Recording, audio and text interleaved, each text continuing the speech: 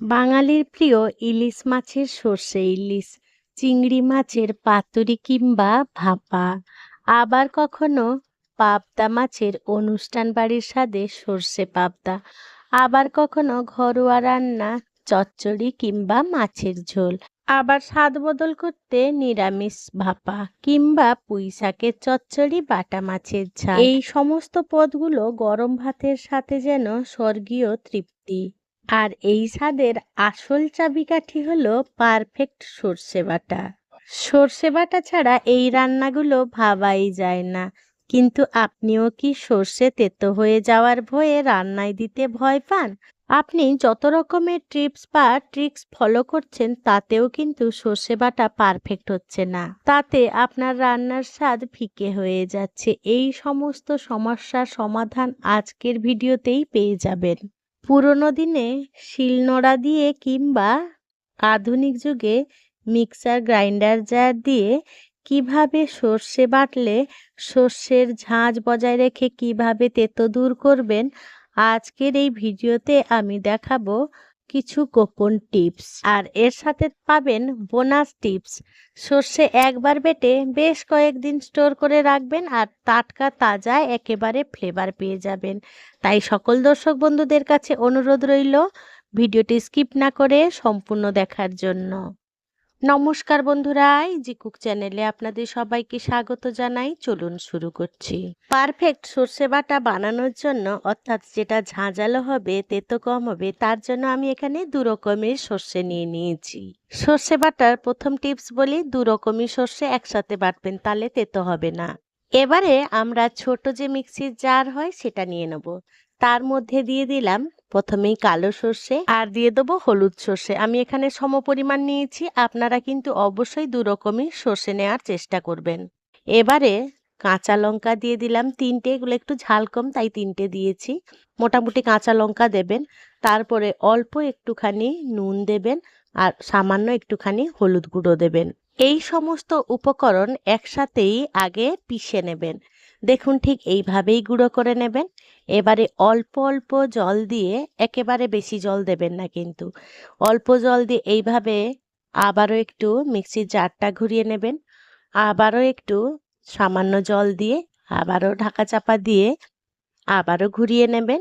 এইভাবে 2 থেকে 3 বারে আপনি সর্ষের পেস্টটা বানিয়ে ফেলবেন।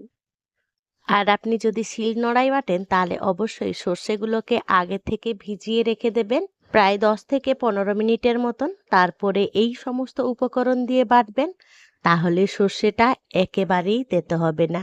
আমি এখানে মিক্সির জারে দেখাচ্ছি। দেখুন 2 থেকে 3 বারের মতন এইভাবে ঘুরিয়ে নিয়েছি। সর্ষের খোসা কিন্তু একটুও নেই। দেখুন একদম ফাইন পেস্ট হয়ে গেছে। আমি আপনাদেরকে দেখুন হাতে তুলে দেখিয়ে দিচ্ছি কতটা ফাইন পেস্ট হয়েছে। এইভাবেই করবেন, একদম পারফেক্ট তেতোবিহীন ঝাঁঝালো সর্ষে বাটা আপনি পেয়ে যাবেন। আর যে কোনো তরকারিতে আপনি ব্যবহার করতে পারবেন। এবারে চলুন দেখে নেওয়া যাক এই সর্ষে বাটাটাকে আমরা বেশ কয়েকদিন ধরে কিভাবে সংরক্ষণ করব। তার জন্য এই রকম আমি একটা কন্টেনার নিয়ে নিয়েছি। এই আমাদের যে খাবার দাবার আসে সেই কন্টেনারগুলো নিয়ে নিয়েছি। আপনারা চাইলে এয়ারটাইট কন্টেনার, কাঁচের কন্টেনার, যা আপনাদের হাতের কাছে থাকবে তাই নিয়ে নিতে পারেন। প্রথমেই আমরা সর্ষে বাটাগুলোকে এই কৌটোর মধ্যে ঢেলে নেব। কিন্তু বন্ধুরা, এরপরে কিন্তু কোনো রকম জল দেয়া যাবে না। যতটা পারবেন একদম চেঁচে পুছে নিয়ে নেবেন।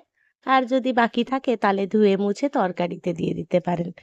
দেখুন মিক্সির উপরের ঢাকাটাও অনেকটাই লেগে থাকে, সেগুলোও আমরা এইভাবে নিয়ে নেব।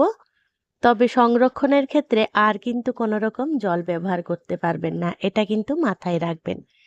আমার এই ভিডিওটি যদি কোনো নতুন বন্ধু ইউটিউব থেকে দেখে থাকেন তাহলে আমার এই ক্ষুদ্র চ্যানেলটিকে সাবস্ক্রাইব করে আমার পাশে থাকার জন্য অনুরোধ করছি। আর পাশে থাকা বেল আইকনটি অবশ্যই প্রেস করে রাখবেন, যখন আমি নিত্য নতুন কোনো ভিডিও দেবো সবার আগে আপনার কাছে নোটিফিকেশান খুব সহজেই পৌঁছে যাবে। এবারে সর্ষে বাটাগুলোকে একদম আজাড় করে নিয়েছি। এবারে উপর থেকে ছড়িয়ে দেবো 1 চামচ সর্ষের তেল। এবারে চামচ দিয়ে বেশ উপরটা খুব ভালো করে মিশিয়ে নেব। পুরো সর্ষে বাটাটা কিন্তু মেশাবো না, এর উপর থেকে জাস্ট একটা কভার করে দেবো। এবারে ঢাকা চাপা দিয়ে ফ্রিজে রেখে দেবো। আমি একদিন বাদে আপনাদের দেখাচ্ছি। দেখুন সর্ষে বাটাটা একেবারে যেমন টাটকা তাজা বাটা হয় দেখুন ঠিক সেইভাবেই হয়েছে। একেবারে জমে যায়নি। এইরকম একবার সর্ষে বেটে আপনি ১ সপ্তাহ ১০ দিন একেবারেই ব্যবহার করতে পারেন তরকারি। তাহলে বন্ধুরা দেখলেন তো সর্ষে বাটা পারফেক্ট করা আসলে খুবই কঠিন নয়। শুধু কয়েকটা ছোট, ছোট নিয়ম মানলেই হয়ে যায় একদম পারফেক্ট ঝাঁঝালো সর্ষে বাটা। বন্ধুরা আজকের এই ভিডিওটি আপনাদের কেমন লাগলো সেটা কিন্তু কমেন্টে জানাতে একেবারেই ভুলবেন না। কোনো অংশে একটু ভালো লেগে থাকলে ছোট্ট একটা লাইক করে দেবেন।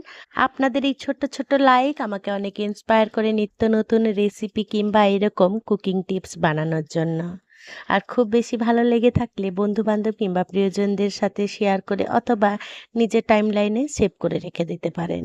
বন্ধুরা আমার সাথে থেকে পাশে থেকে এতক্ষণ আমার এই কুকিং টিপসটি দেখার জন্য আপনাদের সকলকে জানাই অসংখ্য অসংখ্য ধন্যবাদ।